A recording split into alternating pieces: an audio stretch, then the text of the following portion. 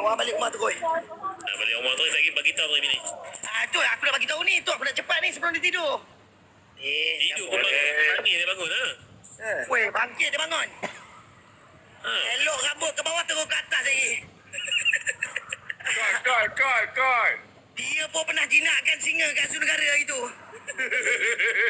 Orang Zoo Negara tu CEO call. Nak panggil bini awak jap. Singa ada nak mengamuk lah meh. Mampus. Macam tu mampus. Macam tu betul lah. Saya rasa tak sampai dah paket tu. Sampai. Mike, kita beli beras.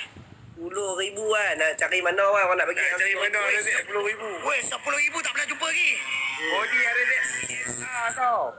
Hantar duk jual baju tak apa. RM10,000 tu. Tak jual, cancel baju. Jangan cancel. Jangan cancel. Baju tu tak jual. Boleh-boleh balik saya cuba usahakan.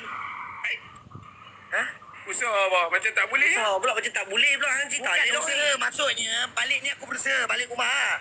Cakap tengok sini. Hai, hari ni Cakap tengok sini. nak pergi Phuket. Berapa bulan ni kalau cakap? Berapa bulan ni? Tengah-tengah bulan 6 lah. Tengah-tengah Tengah bulan bulan 6. Kalau dia cakap tak nak ke apa, aku bawa pekak, aku mandi, aku keluar, pergi live. Oh, gemak. Kita bawa merajuk, dia ingat dia punya merajuk je. Jadi apa dia, okey?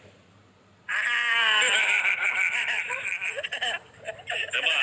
Aku baru masuk semalam lah. Dah ada ilmu tak takut bini lah. Kalau dia ikut celik dengan Ryan sampai ke bila-bila pun macam tu lah. Tambah-tambah acak lagi tak guna. Si Ryan ni, Aku nak kahwin lagi. belum ada apa-apa, dah goyang.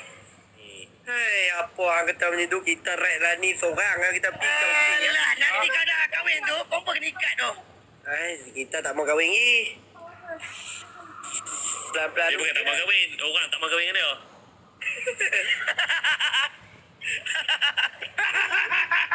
Aglok tu je ni. Dah je. Awak diam. Kata rancak boleh diam. Ya, nak kahwin. Tapi selalu bang. Pelan-pelan. InsyaAllah. Duduk dalam pelan tu. Bila nak kahwin? Ni aku baru muda lagi tau. Baru 22 tahun. Hang berapa dah? Baru Awak 30. ingat 22 tak boleh mati lah. Saya baru 22 ni. Awak 22 tak boleh mati lah. Tak ada lah. Baru 22 relax. Lalu banyak lagi masa.